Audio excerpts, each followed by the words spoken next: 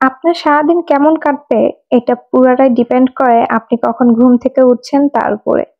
আপনি যদি সকাল, সকাল ঘুম থেকে উঠেন তাহলে দেখবেন আপনি সারাদিন অনেক কাজ করতে পারবেন এবং আপনার অনেক কাজ বেশ তাড়াতাড়ি গুছিয়েও ফেলতে পারবেন। সেই সাথে আপনি যদি দেরি করে ঘুম থেকে উঠেন, দেখবেন আপনার ঘুমের ভাবটাও তেমন একটা কাটতে চাবে না এবং সারাদিন আপনি খুব বেশি কাজ করে আগাতেও পারবেন না।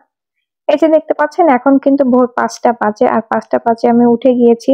তো লাইট দেওয়ার কারণে দেখতে তো পারলেন আমার টিনি চোখ মেলতে পারছিল না। আর এখানে বাকিরা সবাই তাদের ব্রেকফাস্ট অলরেডি শুরু করে দিয়েছে। শুধু আমি পিছিয়ে পড়েছি এখনো ব্রেকফাস্ট করে উঠতে পারিনি তাদের মতো। তো যাই হোক ঘুম থেকে উঠে ওদেরকে খাবার দিয়ে আমি চলে এসেছি একটু বারান্দায়। বারান্দায় এসে একটু ফ্রেশ বাতাস নিলে পারে যে কি যে শান্তি লাগে। মনে হয় সকালটা একদম বেশি এনার্জেটিক হয়ে গেল। আর সকালবেলা বারান্দায় এসে এই যে এই আকাশটা দেখতে আমার কি যে আনন্দ লাগে।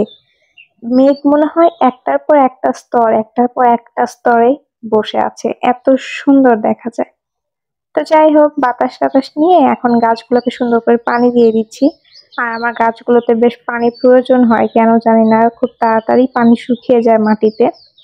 তো এরপর সারাদিনে বেশ কয়েকটা কাজকর্ম করেও নিয়েছি। এখন হচ্ছে দুপুরবেলা। দুপুরবেলা আর রান্না করতে হয়নি আমাকে। এখানে দেখতে পাচ্ছেন আমি বিরিয়ানি নিয়ে বসেছি। তো আমাদের বাসার যে আঙ্কেল আছে উনার হচ্ছে নাতির আকিকা দিয়েছিল। তো সেই উপলক্ষে ২ প্যাকেট বিরিয়ানি মানে ২ বাটি বিরিয়ানি দিয়ে গিয়েছে। তো সেটা দিয়ে আমি দুপুরের লাঞ্চটা কমপ্লিট করে নিয়েছি। তো এখন হচ্ছে যেহেতু দুপুরে রান্না করতে হয়নি তো ভাবলাম বিকালবেলা একটা কেক বানিয়ে নিই। এজন্য এখানে আমি ১ কাপ আটা নিয়ে নিয়েছি। সেই সাথে বেকিং পাউডার, বেকিং সোডা এবং দিয়ে দিচ্ছি ১ চিমটি লবণ। এখন এই সবকিছু সুন্দর করে একসাথে ভালো করে চেলে নিব আমি। চালার পরে যদি কোনো গুঁড়ি, গুঁড়ি অংশ থাকে সেটাকেও আপনারা চেলে একদম ভালো করে নিয়ে নিবেন বাটিতে। তো এখানে আমি একটা বাটিতে আটাগুলো আগে চেলে রাখলাম। দেন এই পাশে অন্য একটা বাটিতে এখন হচ্ছে ডিম নিয়ে নিচ্ছি। এখানে আমি ২ টা ডিম ব্যবহার করেছি। আপনারা চাইলে ১ টা ডিমও ব্যবহার করতে পারেন। কেক বেশ ভালোই হয়, খারাপ হয় না। তো এখানে আমি ২ টা ডিম নিয়ে নিয়েছি, সেই সাথে নিয়ে নিচ্ছি 1/3 কাপের মতো চিনি। চিনিটা আপনারা ব্যালেন্স করে দিবেন যে যেরকম মিষ্টি খান তার উপরে। এখানে আমি একটা ইলেকট্রিক বিটার নিয়ে নিয়েছি। তো বিটারটা অন করার আগে একটু ডিম আর চিনিটা ভালো করে একসাথে মিশিয়ে নিচ্ছি। নয়তো বিটারটা অন হওয়ার পরপরই না একদম ছিটকে, ছিটকে বাইরে বের হয়ে আসে। তো সেটা যেন একটু কম হয় এজন্য আগে ডিম আর চিনিটাকে মানে মেশিনটা অন করার আগে একটু ভালো করে মিশিয়ে নিলাম। এরপর যেটা করছি এখন আমি ফুল স্পিডে দিয়ে ৫ থেকে ৬ মিনিটের জন্য এই ডিমটাকে ভালো করে মিক্স করে নিব। মানে কি বলবো বিট করে নিব।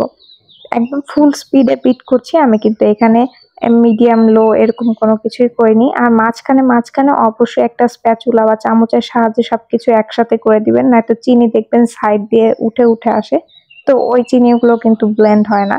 আমি ঠিক ততক্ষণ ব্লেন্ড করেছি যতক্ষণ পর্যন্ত আমার চিনিটা একদম গলে না গিয়েছে ততক্ষণ পর্যন্ত। আমার মনে হয় ৫ থেকে ৬ মিনিট একদম এনাফ একটা টাইম। এতে করে আপনার চিনিটাও গলে যায় এবং সেই সাথে ডিমটাও কিন্তু ফোম হয়ে যায়। এখন আমি এখানে 1/4 কাপের মতো সয়াবিন তেল ব্যবহার করছি। আর তেল ব্যবহার করার পর একদম ৫ থেকে ৬ সেকেন্ড লো স্পিডে বিট করবেন। এর চেয়ে বেশি বিট করার দরকার নেই। এতে করে ডিমের ফোমটা কিন্তু নষ্ট হয়ে যায়। তো এইদিকে আমার হচ্ছে ডিমের ফোমটা কিন্তু অলরেডি হয়ে গিয়েছে। আর তেমন কিছু করতে হবে না। এখন দিয়ে দিচ্ছি জাস্ট ভ্যানিলা এসেন্স। এখানে ভ্যানিলা এসেন্স আমি একটু বেশি ব্যবহার করছি কারণ আমার এটা পুরাতন একটা এসেন্স। তো যার কারণে আমি এখানে বেশি পরিমাণে ব্যবহার করেছি। তো এখানে কাঁটাগুলোকে খুলে নিয়েছি। এখন একটা কাঁটা সরিয়ে বাকি একটা কাঁটা রেখে দিচ্ছি। আর আগে থেকে চেলে রাখা যে আটাগুলো ছিল সেগুলো এখানে দিয়ে দিচ্ছি।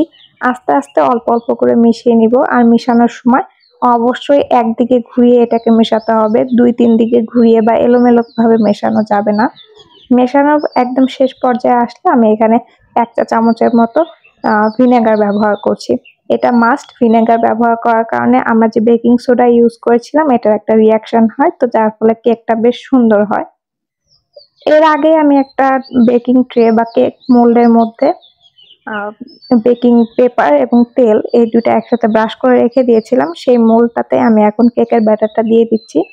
আর ব্যাটারটা একটু উপর থেকে ঢালছি যেন ভিতরে বাবলস খুব কম ক্রিয়েট হয়। এরপরে কয়েকবার ট্যাপ করে নিচ্ছি। ট্যাপ করে নিয়ে আমি আগে থেকেই আমার ওভেনটা প্রিহিটে দিয়ে দিয়েছিলাম ৫ মিনিটের জন্য। তো আমার ওভেনটা এদিকে প্রিহিট করা হয়ে গিয়েছে। এখন হচ্ছে আমি যেটা করব যে ব্যাটার যে ঢালা হলো কেক মোল্ডের মধ্যে তো ওই মোল্ডটাকে আমি এখন ওভেনের মধ্যে দিয়ে দিব। আমি এখানে 170 ডিগ্রিতে 25 মিনিটের মতো এখানে বেক করেছিলাম আপ ডাউন হিট অন করে। আপনাদের সুবিধার্থে আমি একটু কাছ থেকেই দেখিয়ে দিচ্ছি। এখানে আমি 170 ডিগ্রিতে আপ ডাউন হিট অন করে 25 মিনিটের মতো এখানে আমি কেকটাকে বেক করেছি। তো মাঝে মাঝে আমি আপনাদেরকে দেখিয়ে দিচ্ছি। এখানে দেখতেই পাচ্ছেন আমি মাত্র কেকটাকে বসিয়েছি। এরপরে যেটা দেখাবো সেটা হচ্ছে 10 মিনিট পরে দেখতে পারবেন কেকটা একটু একটু ফুলেছে। এরপর যখন হয়ে যাবে তখন দেখবেন কেকটা পুরোটাই ফুলে যাবে। আপনারা এই সেম প্রসেসে চাইলে চুলায়ও কেক বানাতে পারেন, সেটাও খুবই ইজি। তবে ওভেনে করলে পরে কেকটার কালারটা বেশ সুন্দর আসে এবং দেখতেও বেশ সুন্দর লাগে। তো এই যে দেখতেই পাচ্ছেন এখন কিন্তু আমার কেকটা প্রায় হয়ে এসেছে। একটু পরে কিন্তু ওভেনটা অফ হয়ে যাবে, মানে টাইমারটা অফ হয়ে যাবে। তো তখন কিন্তু আমার কেকটা সম্পূর্ণ রেডি হয়ে যাবে। আর ওভেনটা অফ হয়ে যাওয়ার পরে সাথে সাথে কিন্তু আমি এটাকে বের করে নিয়েছি। আর বের করে নিয়ে গরম অবস্থাতে আমি এটাকে মোল্ড আউট করে নিব।